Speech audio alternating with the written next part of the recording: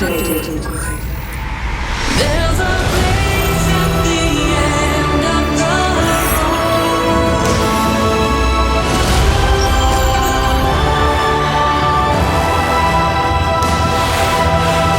2018 GSL Season 2 Overgrowth.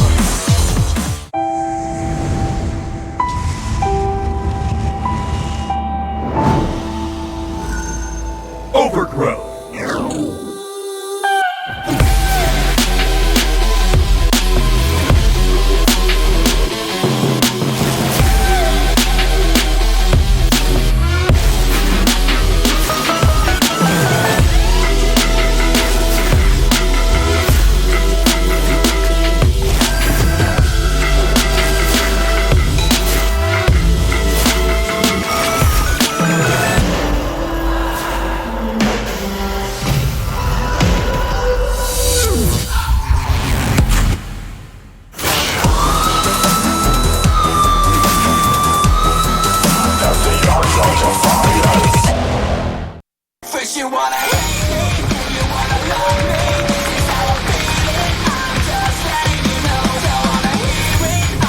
Oh, we're finally back.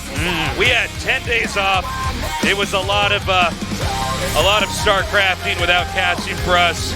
It was good to have that break. We miss you guys. We're back. This is day one of the round of 16 here in the GSL Code S. The best round of 16 we've ever had, following the best round of 32 that we've ever had. I guess that makes sense, but it's a good time to be a StarCraft fan right now. The group today, you look at it and you're like, well, that has to be the group of death. No, it's probably the third or the fourth best group out of the four groups. Right. Which is crazy, because I look at this group and I'm like, oh, this is all I wanted for Christmas right here, is this group. It's a good time to have Christmas here now. Oh, my God. It's like Christmas normally, in May. You know, with little kids, they'll do, like, if they were born on Christmas, they'll do the birthday halfway away. That's what we're having. Oh, my right God. Here, right yeah, this now. is our mid-year It's Christmas. close enough to halfway. This is our half birthday, you know? All right, This is my half birthday, Tasteless. I mean, all these, you're totally right, though. All these guys are so good, but to be honest, this is not the hardest group, although the game should be awesome. I'm looking forward to seeing who is going to survive. Oh. Before we talk about this group, let's look at our other groups. Group B, Sue, Deer, Innovation, Rogue. That, I think, is probably the group of death. Then Dark Classic, Trap, TY. And finally, Stats, Beyond, SOS, and Gumiho. These groups are just out of control. They're out of control. Tasteless, call the police. What are we supposed to do with these groups here? What am I supposed to do? They're surrounding the building right now. What am I supposed to tell my children, Tasteless? They've called the Army. They said they can't come in just yet. It's too much. It's out of their jurisdiction. What a crazy world we live in. And here we are. Day one of the round of 16. Yeah. You watch. This is, like, so good. I bet you we could construct, like, a crappy round of 8 somehow here. It's like all ZBZs or something. Yeah, just somehow the perfect storm of it's like all mirrors. I'm like, what? How did that happen? I guess eventually you had to have something go sour in this GSL. But anyways, this is sick. Maru, the defending champion, playing today. Oh, my God. We have new maps and stuff. We'll get into that momentarily. Just a great time, Tasteless. We have 2 new maps. Our first map is Lost and Found. Artosis, what do you think? Maybe you should just read the description. Lost and Found, which has various sizes of entrances and attack paths. That's a weird sentence. Choosing the right path has a fatal impact on victory and defeat. It is advantageous to fight at high grounds, but sometimes you may need to use low grounds for quick attacks. In the late game, you can shorten your attack path by destroying the rock in the middle of the map and then press your opponent. Well, actually, I think despite the extra Y there, that's probably the last sentence probably might be the most right one. I guess generally it's always better to, take a high ground if you can for vision's sake. Yes, indeed. It's going to be a lot of fun. Description aside, as far as how the games on this map are going to turn out, I think it is kind of cool. We're having some, I don't know, just the way the terrain is set up on this. I would like to speculate a lot on this map, but I always feel like it's just better to throw the players in there and we just see where they start to take the meta. Yeah, it's been introduced in the new map pool on the ladder. And it's going to be at Austin coming up next week. So that's right. really cool as well, and we have it rotated in here. just to put this out there, the maps that are being removed in the round of 16 are Black, Pink, and Neon Violet Square. So that's kind of cool. Those maps definitely we've had are unbelievably long games on, and of course the new patch is out as well. So to see all that go away is kind of neat. Our other new map that we're using, these are the only 2 new maps we're using here. Yeah. It's Dreamcatcher. Would you like me to tell you about Dreamcatcher, Tasteless? If you want, All go right, ahead. listen to this. This is what I think about Off the top of Dreamcatcher. your head, if you can. Yeah, okay, I will. No problem. Green Catcher with symmetry on the right and left. You are close to your opponent's main base, but it's possible to defend by utilizing collapsible rocks in the early to mid-game. After the mid-game, you can choose an expansion area between I like gold this. minerals and regular You're minerals, using that and children's book voice. Go on. depending on the choices, it is expected to see variety in the late game. Okay, read it to me one more time before I go to bed, because that story was too short, Dad. Yeah. I like the aesthetic on this map. Again, we just got to see what happens when these players actually do jump in here. We've rotated Black, Pink, and Neon Violet. and Neon Violet. Thank you. Out those games, they were making for some longer games, a little bit more stagnation. We're always trying to keep it fresh here at the GSL and see if we can change the tempo of different matchups, and really throwing the players a lot of new tools and seeing what they can kind of come up with. The real question, though, Tasteless, is when you were in school, did you ever build a dream catcher and No, then I bring it didn't. home? That was devil worship in my house, Artosis. Oh, that's so funny. No, we in my school, I think we went on a field trip or something, maybe to a museum or something like that, and then we built dream catchers. I built something that Wow. looked just like that. My And mom just, hung it on the wall. And that's cultural appropriation now. I believe originally the Dreamcatcher, you put that over your bed, and it was supposed to like catch bad dreams before they entered your mind. I believe so. I believe so. And they work. No, they don't. Okay, 9 out of 10 doctors knowing someone who prescribe.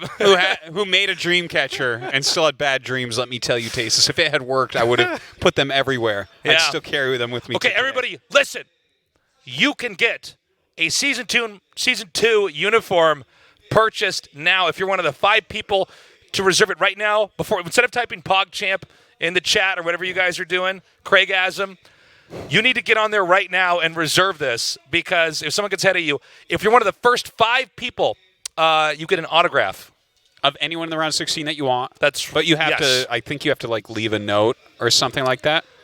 And So- definitely get on that. I don't think it's the uniform that gets autographed, but rather just something signed that you get with it, like I don't know. Not my department. All I'm saying Anyways. is they got to get on that. Yeah, and if it they're looks watching, like- if you're watching,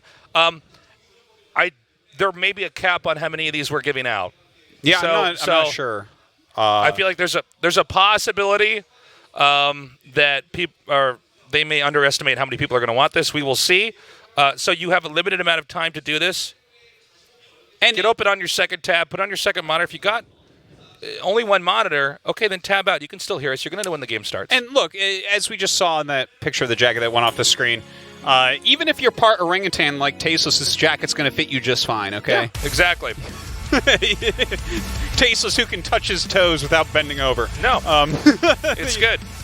All right, here is our group. Speaking of orangutans, I saw this video online early today of baboons that got a pet dog. Really? Baboons are training some dogs Really? to follow them around, to alert them to predators. That's amazing. What Or type of just to make dog things did you fun. know? Did you notice I don't what know. type? I don't know. But that's pretty cool. I need that video actually Yeah. in my life. That's amazing. 자, 어떤 조를 만들고 싶으세요? 테란이 없는 조. 테란이 없는 조. 조지현 선수가 가장 유력하네요.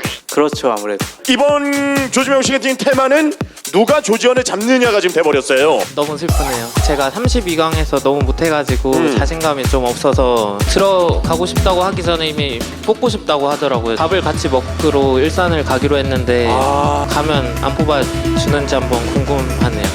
그게 2년 전 얘기인데 아직까지 안 왔거든요. 긴장을 많이 하는 스타일이라서 지현이 형이 하면 편할 것 같아요. 조지현 다른데 절대 못 가요. 예,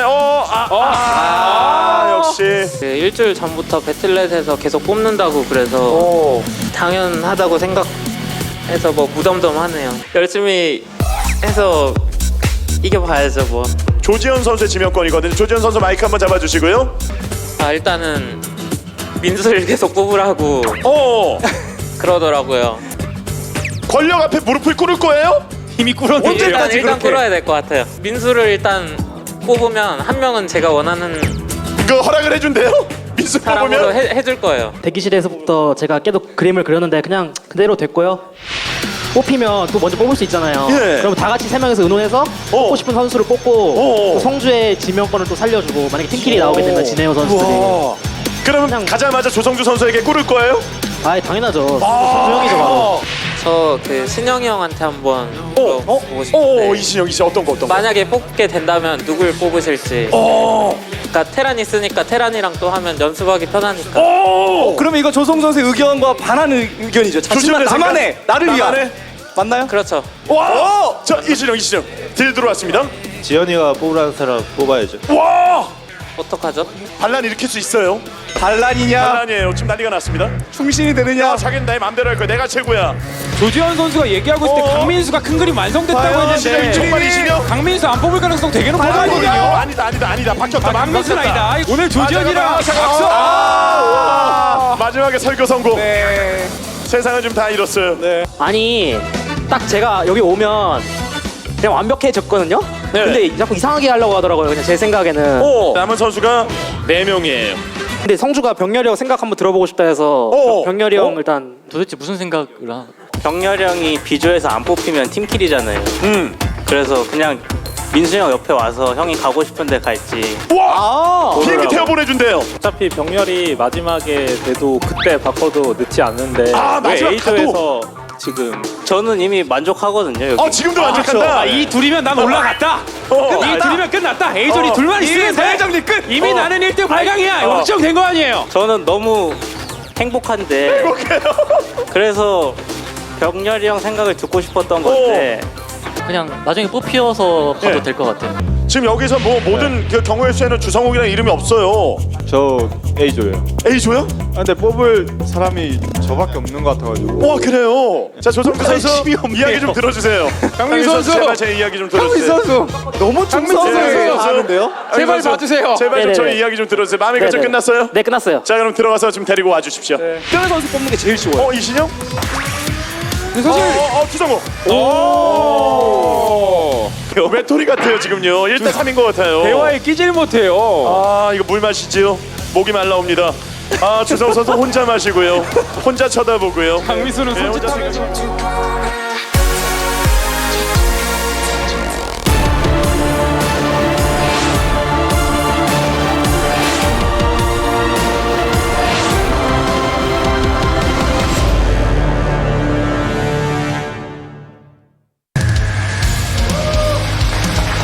And that is how Group A was made. All right. You know, it's kind of fun to sit there and watch Maru, who's got that kind of veto power, right, to switch someone at the end and see what his plans are and the way that he talks about it. But all I can think is how much better it would be if Losira was the defending champion and got to do that.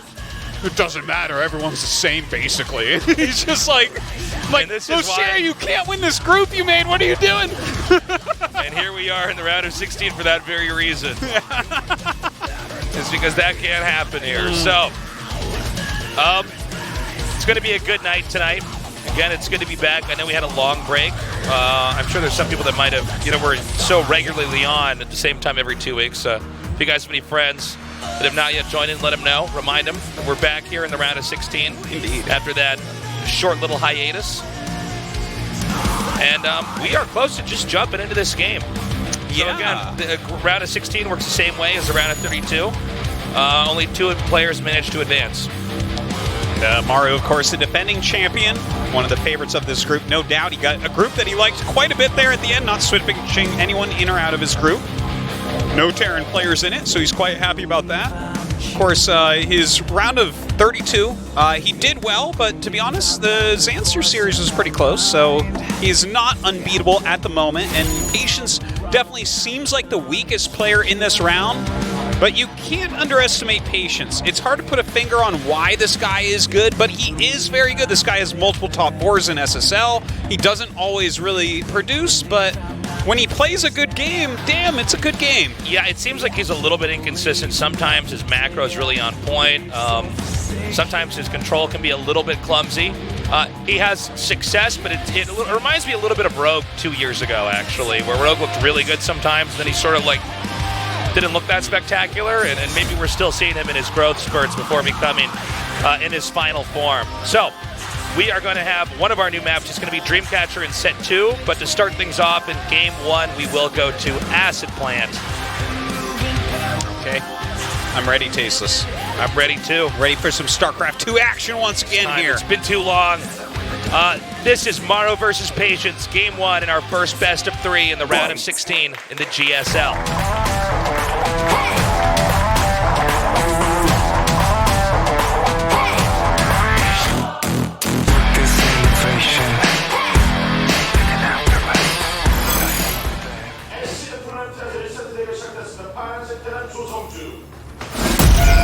Jin Air Green Wings, Maru.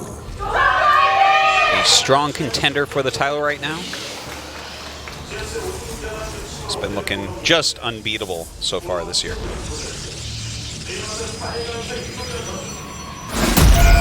Dead Pixels, Patience. Of course, being the #1 seed, you would expect for us to say in this first match, the quote-unquote easiest opponent that you could have here, but you know, I don't think it's cut and dry. And especially when I see 2 gases before Nexus. Yeah. I don't think it's going to be cut and dry. That's definitely telegraphing that there's going to be action pretty quickly here from Patience, although Maru has not scouted that yet. So I will say this. I don't think this season's going to be too easy. Hey, we love you guys too. Thanks so much for coming down from Australia. Guys, it's a long flight. So thanks for coming all the way up here. Yeah. I gotta say though, just what I was remarking on before. Yeah. I don't think this is going to be an easy GSL season for Maru. No. As good as he's looked, and as much as we've seen him steadily improve. Oh, excellent. From Switzerland. Well, you guys brought cheese. Well, so did Patience this time. I was going to say that. Yeah. Low-hanging fruit. But you're quite right. This is not an easy season. I guess no season is, but this is the most stacked round of 16 we've ever had. Literally, I was going over this on the Pylon show with No Regret and E-Mini, and it's like, it's pretty clear that the only real upset was Patience getting through over Scarlet and Hero not qualifying at all for GSL, right? Other than that, this is like these are 15 of the top 16 Korean players. Yeah. It's just, it's crazy how good and strong that this round is. And I mean, you look at every group. We were talking about this earlier. It's the craziest groups. We have no idea how this is going to go down. Maru might just straight up be eliminated tonight. Any of these could go any which way. We have a lot of very good players that get fleshed out sometimes in some kind of odd games in the round of 32. This time, not so much. I think it's to what you were saying, except for maybe Scarlet not advancing here. Yeah. But, like I've said before, I think Patience is still in the process of improving in every season we see. And sometimes that shows, sometimes it doesn't. But I am curious to see how this game is going to go over here. We did see him hide Stargate in the very north, and he's making an Oracle. Now, that's hidden tech. So it's going to be almost not spottable here for Maru because you normally don't hide it that far away. It's in some ways counterintuitive, but someone like Maru who's so calculated may just discount that. Now, it's going to be important to watch that Widow Mine there because there's only going to be so many Widow Mines out for Terran when this first Oracle comes around. So spotting that is definitely a factor. And just having that Stalker there, this is all mapped out by Patience. You can be certain of that, right? The Oracle's already on the way. Maru absolutely does not know that it's on the way as well. Ooh, that was a misclick. He actually shot his own pylon there, and that means the Reaper will come in here, and even though that won't spot the Stargate right away, the lack of structures that he's using there is sometimes enough to tip him off. Now the Oracle comes in. We have 2 SCVs that have been picked off now, and oh my God. Well, as long as he gets out, I mean, 3 SCVs isn't too bad. Sure. But I would say I think you want that to be occasionally a little bit more HP if he can come back in and attack again, because if it gets too low. But look at this, right? The Banshee's coming out. He's getting an additional Oracle at home. He's throwing down a shield battery, presumably in the mineral line. And as long as he defends against this Banshee, well, look at this. This tag coming out, the 2 Stalkers pushing forward. There's not that many ground units out. The Stalkers can definitely out-micro things pretty well. Yeah. These Marines are not going to be able to quite get in there for a little bit. Now, there are other units coming into play, like a tank that's about to pop out, which can be handy. But if you're good enough with these Stalkers, you can actually bleed out a lot of damage onto these Marines. Now, Siege mode coming up. Patience is going to have to get out. And still no Stalkers lost. A lot of bruised units, though, for the Protoss here. And with that Banshee flying up, will Patience be ready for that? We haven't gotten a shot of his natural or his main base. We saw one shield battery building, so that's definitely very good defense against a single Banshee. But where are his Oracles? Are they still up front? Have they gone home? There is a single Phoenix as well. Yeah, the Phoenix, unfortunately, doesn't kill the Banshee that fast. Okay, so here we go. Stalkers paired with the Phoenix are definitely going to be a lot handier. Interesting. He's a little bit slow to actually tag there. Which, you know, obviously you want to kill the Banshee. So a little mistake there, but right now he's got 3 Oracles. So that's pretty awesome. This is actually a pretty specific attack that I think is a response to the third base being taken. Look at this. All 3 Stalkers are going to go down. Now, there's a small push coming up here. Now, even though he's tagged the Banshees are just going to combo into the push. Yeah. And, I mean, maybe he could get a good angle by tagging them and try to clip it off with the one Phoenix, but let's see how much damage this actually does. Now, there's no medevacs with this army, so there's no easy way to get out, but this may just be enough. Okay, hold on. This trap right over here is huge. Wow, that trap was insane. Now you're flying with 4 Oracles, and this army's gone. It is simply gone. I was talking about it a second ago that, you know, there's no way for this army to escape without the medevacs. I suppose there's actually a chance it could run back if everything chases this Banshee over here, but in theory, it can you know, not easily get away. So he's going to go ahead and take out this one Banshee. Now, there were 6 probes killed. This army's retreating to the south. It doesn't look like those Stalkers are quite able to target down what they could have done there. But, you know, I got to say, that was a bit of a victory there for Patience. The fact that he's driving Maru back. Yeah. He's going to be able to also take out this tank now with these Stalkers in pursuit. And these Oracles can actually mow down these Marines. Yeah, Maru's actually in very bad shape. He really is. These Oracles doing a good job right now. Even with 3 left over, he can still attack. Oh, you know what's funny? He can actually probably just keep going with this. Oh, I'm sorry. One of those Oracles doesn't have energy. Yeah. I thought he had just enough to try to get all those Marines and then pick up another tank. If that Oracle had more energy, he actually might have been able to almost kill Maru at that point. The Banshee's still getting a little bit of work done. Looks like not a lot of detection here at home, really utilizing those Oracles rather offensively. But even with this Banshee damage so far, this is still, well, he doesn't even have a tag here, so that's a little bit painful. I have to say that the game, there's been a lot of moments that have gone well for Patience, but there's also been moments where Maru's able to come back in, and I don't necessarily, at least in this game, want to chalk that up to just Maru being so good. I feel like Patience has had some missed opportunities here and there to eke out more damage. His Banshee defense, it has existed, but it hasn't been great. Yeah, the presence of that defense is not enough to ensure a win. Yeah, this is still not letting up. I mean, we're getting up to, what, almost 14 kills now. And really, this is the only thing that's gone wrong for him so far in this game against Maru, is the Banshee defense. It was a little bit light at first, and then he kind of overcommitted with those Oracles across the map. They almost did a ton of damage, but didn't have the energy right, so they didn't do a ton of damage. They didn't do very much, to be honest. They killed a few extra units. Whereas if his Banshee defense was on point, Patience would be massively ahead right now. He's not. Yeah. The game is still going to go on. It's still a pretty good game, I think. But, like, see that 19 probes? If he hadn't lost 19 probes, he would have ridiculous macro going right now with good upgrades, a much quicker third base. He'd be all over the map. But, you know, that's part of Maru's magic, right? Making things very work. True. I feel like, if those Banshees had not done that much, he would have an engine that would have allowed him to produce enough to actually try to contest the space that we see being taken over here. Yeah. But you're right. Maru is a player with a lot of finesse. He can come in there. He can do damage. He knows when to attack and he knows when to leave. This is actually pretty big. Denying the concussive shell. Yeah. So I hope that's stim. It's not. Still, though, I mean, one denial there on that upgrade, especially with Marauders now in production. Yeah, you just force Maru kind of back in his base as well. You know, he's getting some very clutch upgrades right now. Psystorm and +2 armor, these are 2 of the strongest upgrades, especially this early in the game. There's no ghosts out, and it's just going to be 1/1 units for Maru right now. So that +2 armor going to be huge. especially against this type of army. You know, you have a lot of Marauders in there. You have a lot of siege tanks in there. The Zealots are going to be very, very crucial in the upcoming fight. Let's not forget the new patch is out. It is live. It's been live for a bit, so those Marauders definitely going to do better against the Protoss units than normal. Okay, and we already see Maru pushing out now. A scan here, eliminating any stasis wards. It looks like he's going to push directly north.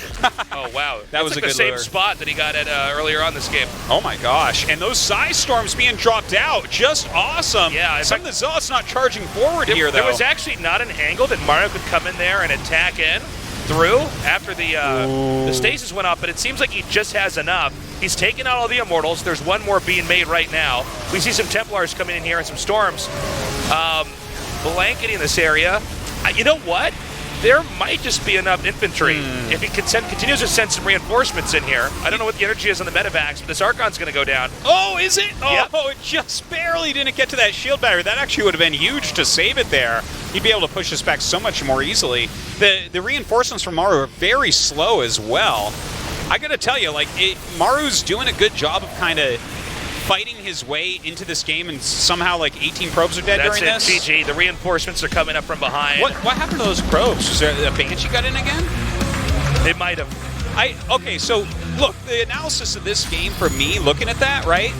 I feel like Patience could have won this game if he defended the Banshee a little bit better. You know, he has way more units than he had during that fight, and he would have rolled through that army. He had great usage of the stasis wards. He had, you know, his build order was very solid. He denied scouting for quite some time. The Oracles did some good work and all these things. I think that this was a well-played game by Patience, but obviously there were some mistakes there that allowed Maru to come back and win. It seems to me like Patience has the understanding. He does not have the ability to execute when he's actually faced with that challenge. When that push begins to come in, it is so tough for him to have the footwork. And by the way, Maru made some mistakes back there. Sure. I would say they're forgivable mistakes, especially at this level of play. But he was caught off guard with that initial push with no medevacs. I think it was 3 tanks and some Marines and some Banshees. Patience was unable to shut down the Banshee harass when it came in there. He had the units to counter that. He was unable to exploit the trapped units and shave them off fully. Anyways, let's go into game 2 on our new map, Dreamcatcher.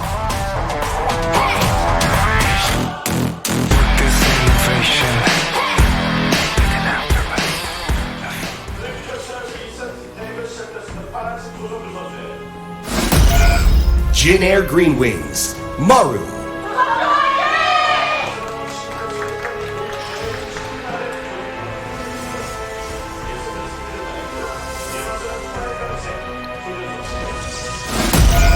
Dead Pixels, Patience. Very excited here. Our first time in the GSL on Dreamcatcher. So I will tell you that when I first saw this map, I did not see a Dreamcatcher. What did you see? I saw an octopus guy. If you look at the mini-map, I saw an octopus guy going to the upper right, and then I saw Alien Man falling over.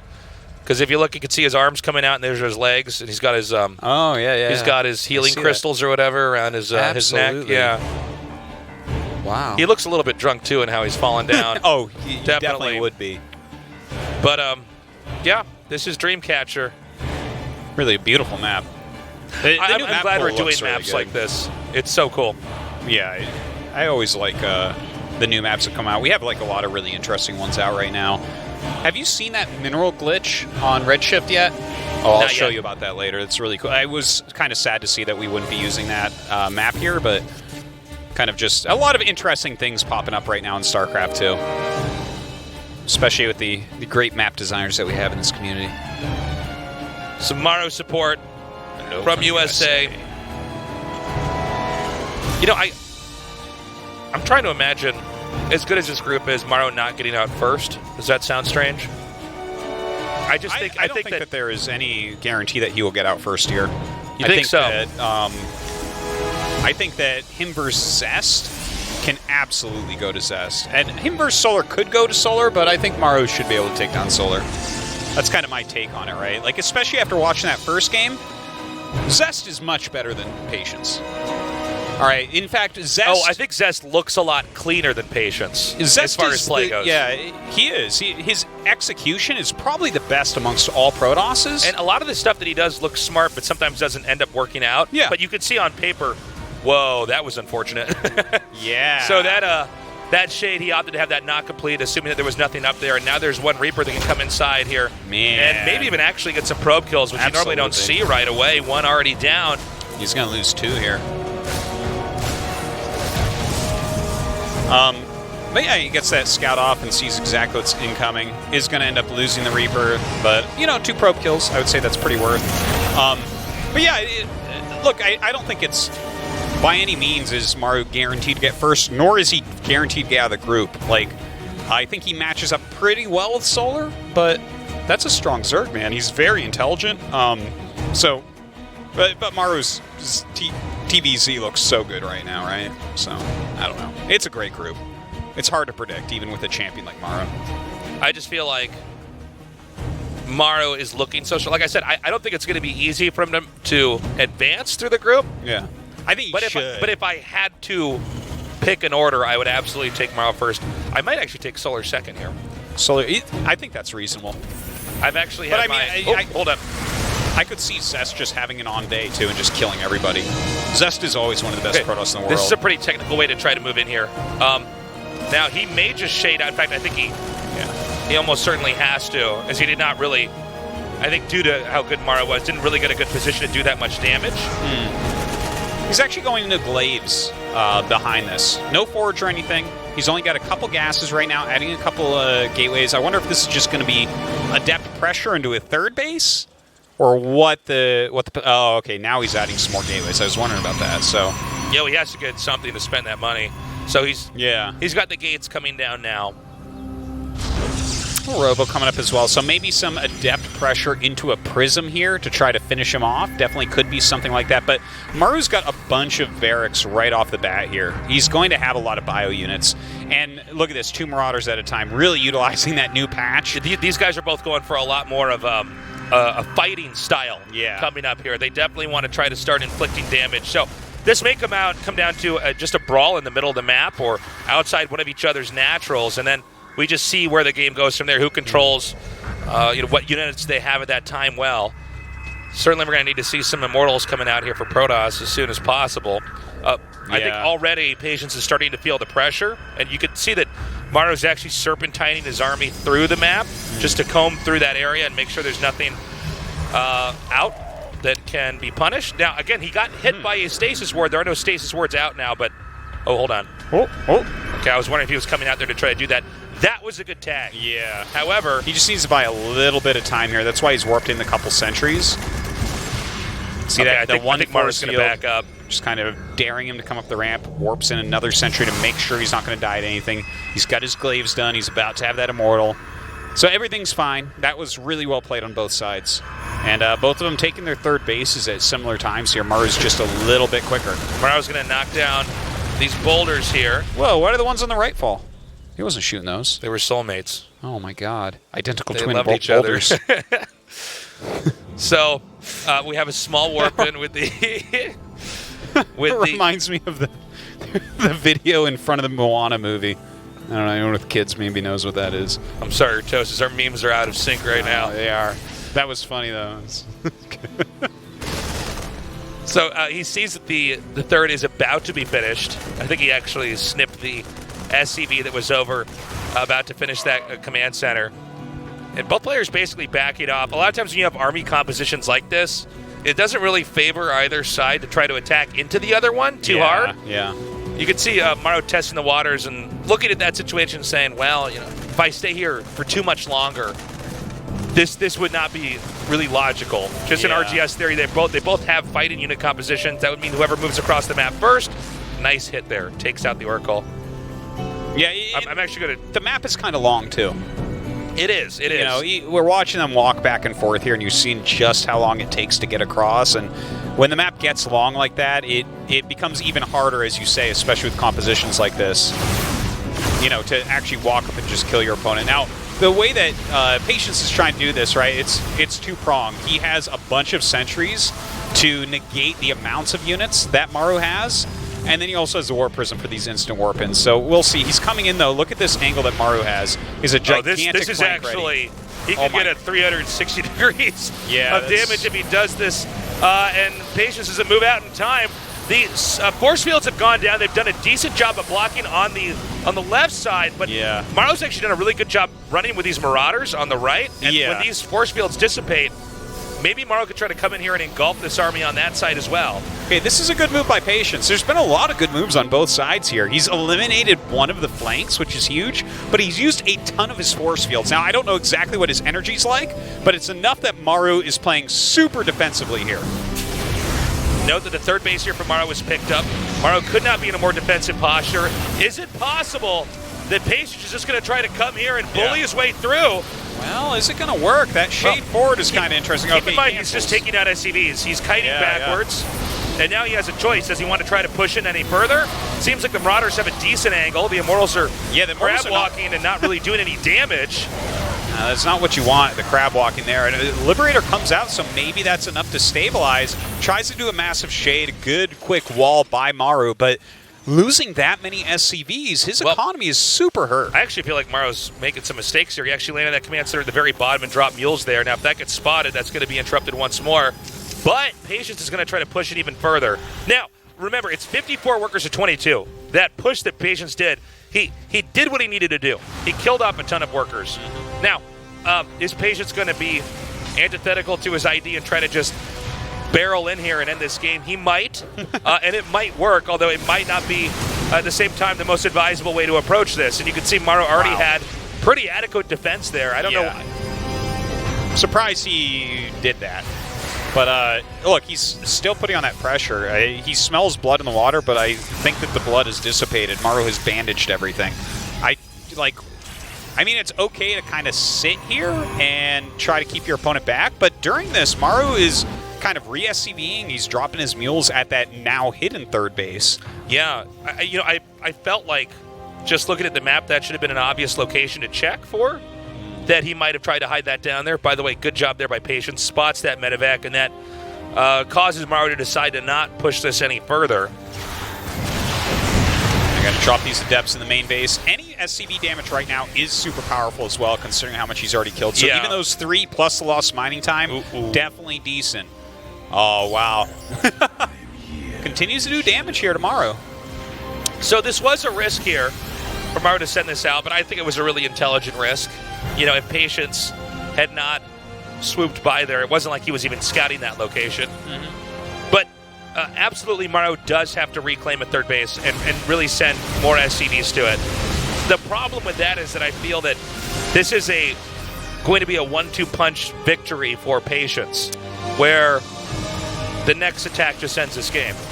I think what's going to happen here, right, if you look at the units that Maru's producing, he's not even focusing on SCVs. He's just getting as strong an army as he can. You're actually completely right. He's pulling SCVs now. So he's going to come up and decide this right now. Yeah. Wow. Now, these rocks here are going to be pretty handy. This actually buys him, Patience, a little bit of time to try to have an answer. But if this attack, especially while the SCV's pulled, you can see Maru actually going for a complete opposite of what we thought.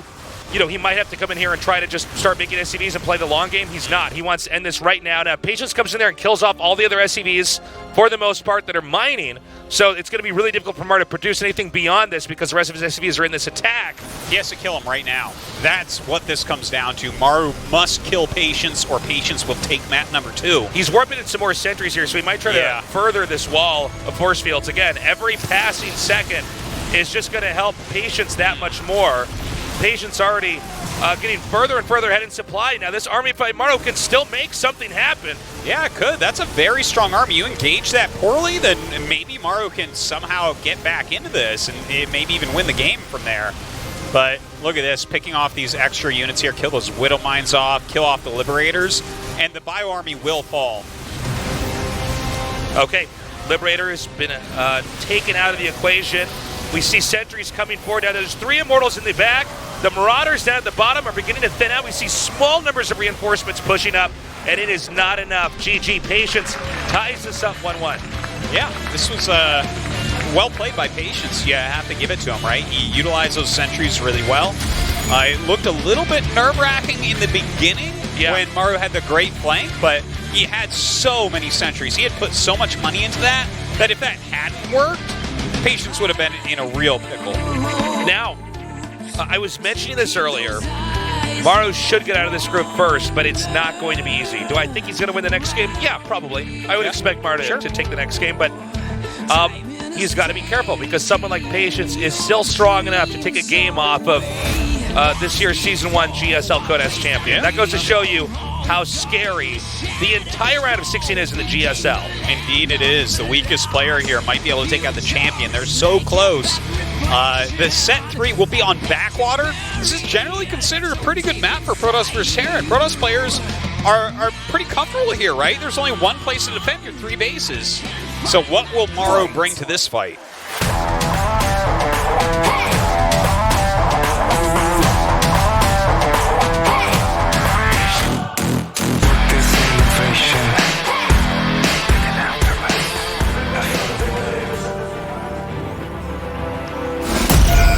Jin Air Green Wings, Maru.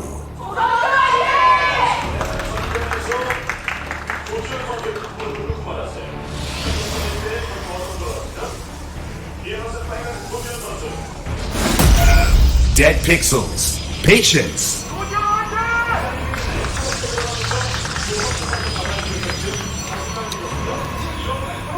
Well. I am very interested to see how Maru wants to play this. Will he just go into a longer game? You generally can't just bully down the front door here. You know, we've seen people try that. It doesn't really work. Yeah, we were joking about that before with, I think it was Byun's games. Against Stats. Where he was trying to push through. And, yeah. you know, Stats was playing the map, I think what we'd say is the proper way to approach, at least in RTS theory, I think overall.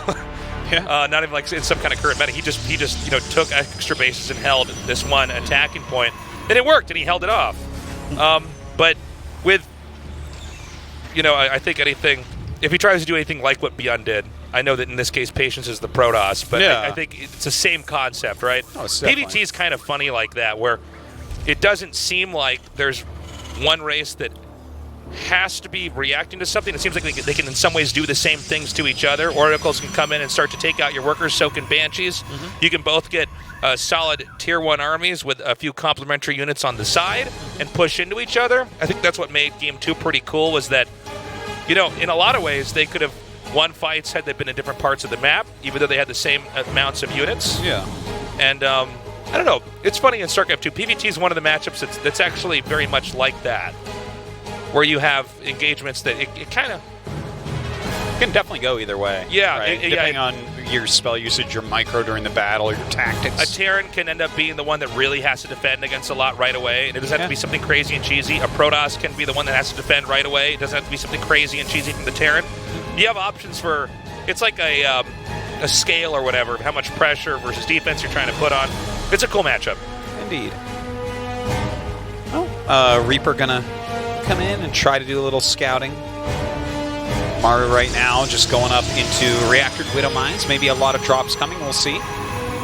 An additional 2 gates right off the bat here with the Chronode. Oh wow, this scout is actually... Yeah, this is so huge. That's so crucial. Like that, this is definitely a bit of a mistake here. Like he wanted to stop this from being scouted, but the thing is I think you probably just take another Nexus from here as Patience. Like, so, okay, what his original plan was this, exactly, right?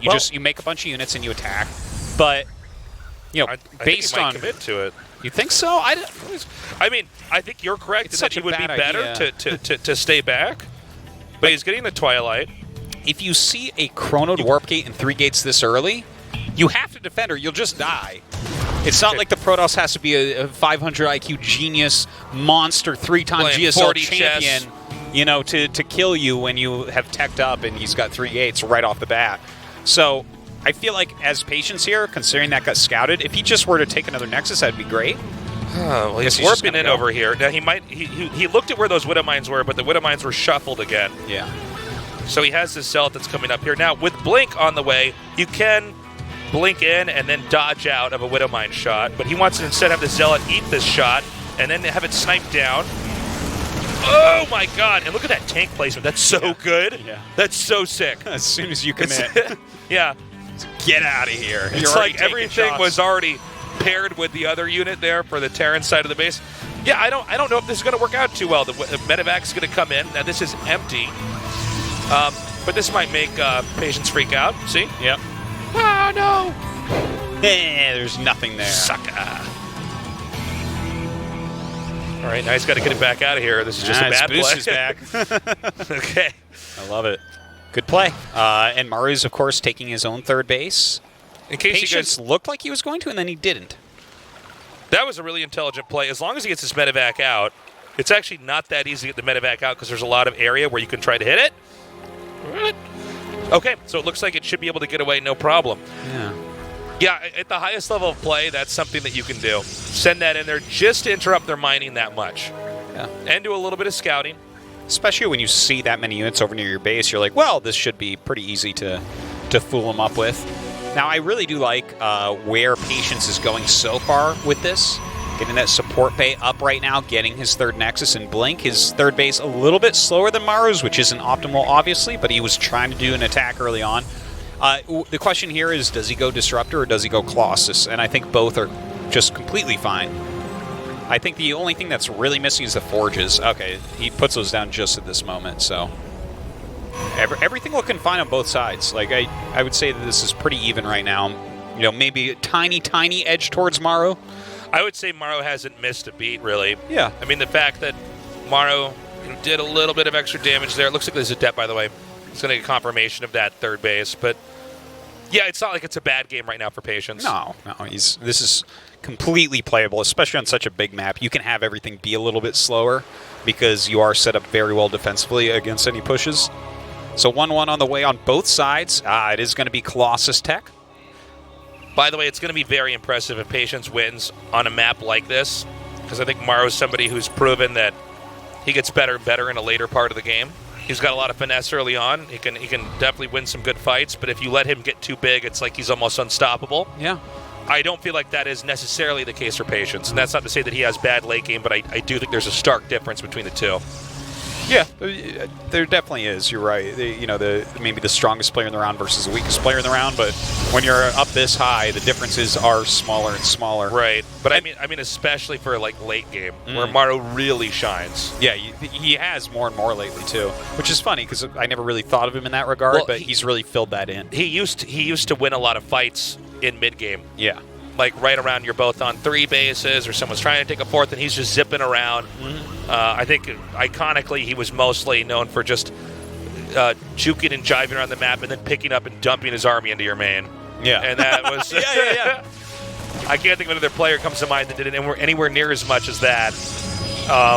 And with as much grace, to be honest, as well. But now I almost feel like you let Maru get even past that point in the game where he might be trying that, and it's even harder to deal with. Well, another interesting thing to think of is, like, let's say that Maru did lose this. Patience might just win the group. That's a real possibility as well. I don't want to get too much into that, but this is the crazy thing about the round of 16. I think that anything can happen except for Rogue not going through. I think the only guaranteed thing in the round of 16 is Rogue advances. That'll be completely insane if he doesn't. Yeah. But, to be honest. By the way, Patience is taking his fourth. Slightly ahead, I think, with his 2 Robo Colossus. It's going to be pretty difficult, unless it's a positional game, for Maru to actually do any damage. I mean, there's no real easy way to take this head on with double Robo Colossus coming out. Yeah. Well, when he has 4 out, it's getting pretty wild at that point to try to defend against that. Yeah, I mean, the amount of brute force that Patience has. Now, Patience is actually moving out, which I did not expect this to happen, because there's going to be actually a high amount of vulnerability if Maru does try to do even a small drop somewhere else. But I think he's getting a little bit lucky with it, because I generally agree, like, you shouldn't be moving out as Patience, but because Maru is going off 3 bases into Liberator range, he's in the middle of a kind of a tech transition, and he's making a 4th base, he's a little bit lower on units. A lot of times Terrans are gearing up for an attack here. That's not the case with Maru. Maru's just trying to have map presence. It almost seems like Patience is trying to make sure that Maru doesn't take a 4th. Now, again, being out on the map with Colossus like this can be a double-edged sword, but it doesn't seem like Maru's playing in any way that's going to necessarily lend him into a good spot because of this. So I think Patience is doing a really good job. So far, everything he's doing right now is working. And I tell you what, he's got a lot of clauses here. With that Liberator tech switch really coming up, that's going to be in full force in another minute or two.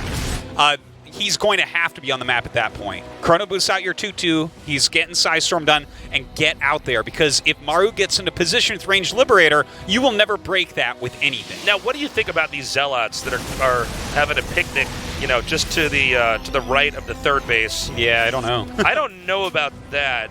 It seems like it's a force that's ready to run in at some point, or maybe he's waiting for a prism to get up there or something. I'm not sure. It seems like this army is going to eventually just find this. And this army having nothing else with it, I mean, it seems like he will suffer some losses here. Yeah, it looks like 3-4 Zealot's going to go down. It seems like you could have left the pylon there, and if you saw him try to come out on the map, then you warp in. But kind of a peculiar. It's not horrible, but we saw what happened, right? I mean, that is supply that could have gone to your main army, and you use your next warping round. I don't mean to be too nitpicky with what Patience is doing, but it had to have been like an idea for a counterattack. Or maybe Maru's. I guess here's the thing, like what we were talking about before. Normally, a Terran would have attacked by now, and Maru's not playing like that, which I think is a correct assessment for the way the game is going and the map that we're on. And I think this is part of what makes Maru the best Terran in the world right now. But yeah, like, if he had come out with a big attack and those Zealots had countered in the natural immediately, oh my god, that could have been amazing, right? Instead, like, Patience doesn't really know what to do right now. He's kind of just walking around. But he does need to be on the map, because ranged Liberators are done. That's right. And they're going to be able to just claim territory really, really quickly here.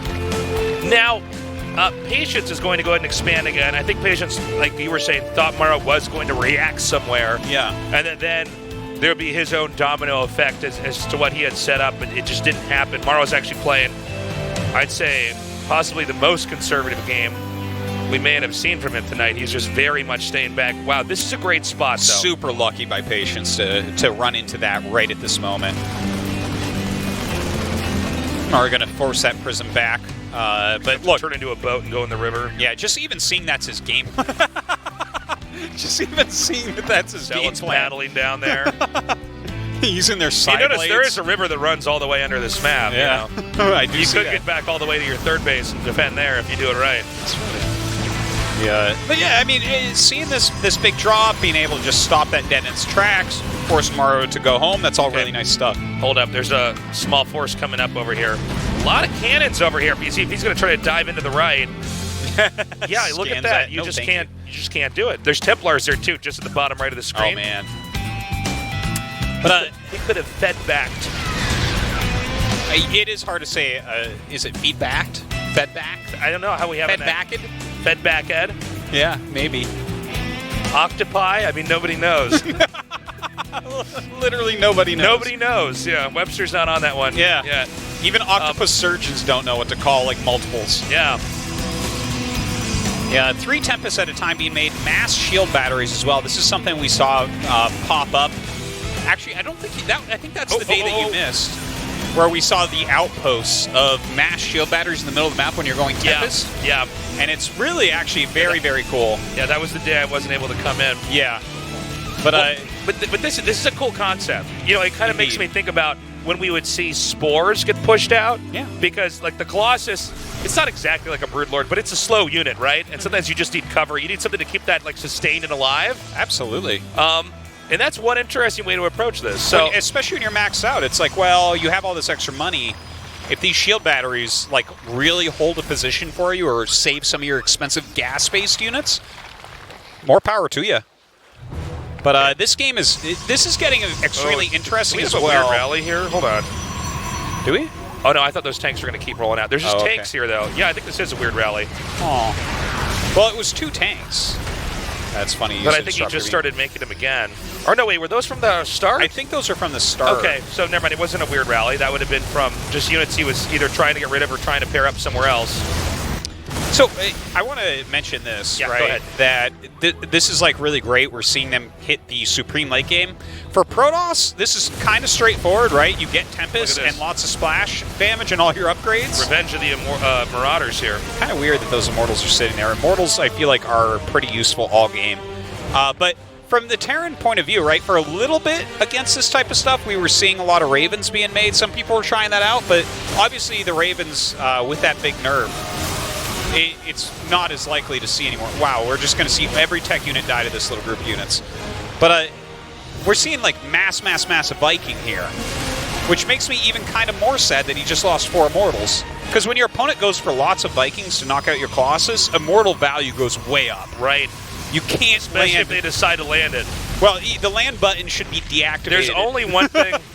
It's literally worse than when the Viking lands against the Ultra in that cutscene in Heart of the Swarm. And when it lands against Immortals, it doesn't even. Yeah, landed. Just Vikings in general. If you have like lots of Mortals and someone has a lot of Vikings, you just feel like you're going to win the game no matter what. Right. Because it's like the Vikings are just nothing. But yeah, I don't know. I guess it's kind of weird they lost that, but it's fine. They both have gigantic economies right God, now. look at those Liberators and Vikings. Yeah. But how many Tempests does he have? He has to have 7, 8 Tempests right now. With these 2 more popping out. So this is kind of funny. We've got nukes on the way. Now I'm so used to seeing this against like because of the shield battery setup. I'm so used to seeing this against Zergs. Yeah. Where it's hitting spores over and over. Totally. And the Brood Lords run away 90% of the time. But it's like, what are the okay, hold up. He's taking out that position. Because I was speculating, but now we're just going to see. Wow. Bye, High Templars. If we all heal each other. Preemptive heals. Let's do it. Oh. Well, that's a good nuke. Yeah. I mean, that Can't get up and run with a shield battery. You actually get a lot more value out of that than we normally see in other matchups. Okay, fires another nuke here. Okay, there's actually a nuke on that army. Is there no spotter here? No, there's not. Yeah, I'm leaning forward here. I don't see one. Well, when you have this type of army with a lot of Tempests, you really need to have Oracles out, and not to find Ghosts, although that would help here. Look at this. This nuke's going to land right on top of this. Oh, my Are we God! serious here? Okay, This is huge. Oh, wow. My God. I think this is going to let Maru sink his teeth in now. Yeah, the anti-armor missile on top of all of that. Patience is losing so much. He's got no detection whatsoever. He's got mass Tempest. He's unable to do anything with them so far. Yep. Maru turning Patience's army into a Sunny D commercial right now. Give this man another 2 weeks off. Oh, my God. I think that I might be wrong here, but the amount of minerals and gas that Maru has and the fact that Maru's already carving out the bottom of the map, I think we should just see this end. Unless that nuke hits all those Vikings. No. Well, I mean, maybe it just hits the army again. I gotta say, I think that Patience has done many things, but his late game here, you were talking about how Maru's late game is substantially better. That word isn't big enough. We need a bigger word than that. We need a $15 word for better to describe just how much better Maru's late game is than Patience this game. Should I say that?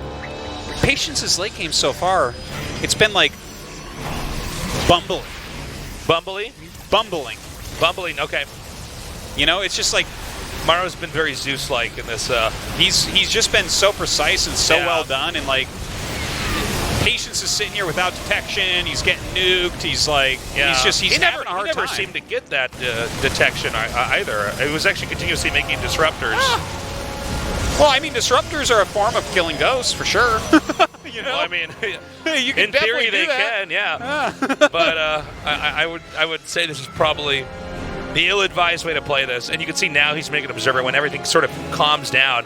And after all of that damage that Patience was basically absorbing, Maru's completely taken the top side of the map. Yeah, and it's not that Patience can't still win this. He could. He's got a lot of splash damage, so if he has one battle really go his way, Maru's got about 1 remax in it. You know, that's and that's a big tempo advantage at that point as well.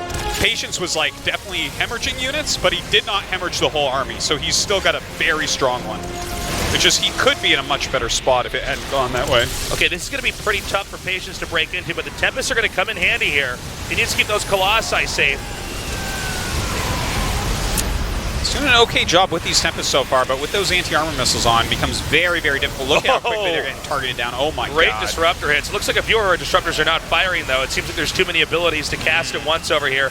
But with it all said and done, Patience seems to be pushing further ahead here. I think Maru way overextended there. And, you know, even if he has enough money to remax out, I don't think he has enough buildings to remax out fast enough before so much of his base is going to be wiped out. Now, Patience has to navigate this army very carefully through this. And this is actually, I think, the best way to go. But hold on. Hold on. There is a nuke firing. Hold on. Oh, my hold God. On. This Hold nuke on. Hold could on. be a game winner. Oh, my God. Oh, he's actually getting out of its range for the most part. Oh, did No, he no, just he die? stopped it. He stopped Okay. it. He's going to try again, though. Yeah, multiple nukes going down, trying to chase him back with nukes, and it's actually working. This is what happens 8 years later in StarCraft 2. You strategically corner them into your base with nukes until there's nowhere else to run. He's like, all right, now is it worth it to lose all my depots here? It's like a base trade. This is what I wanted you to do. Oh my god, the amount of Liberators out right now is just madness. Patience trying to break through you know everything. what? I actually think he might be able to do it. He did not get up the ramp. The Colossi are going to go down. Yeah, in fact, they're all gone. Patience is not really producing behind this. If you watch the production tab, it's like Maru mass producing. Okay, now we see Patience is finally kicking into high gear here.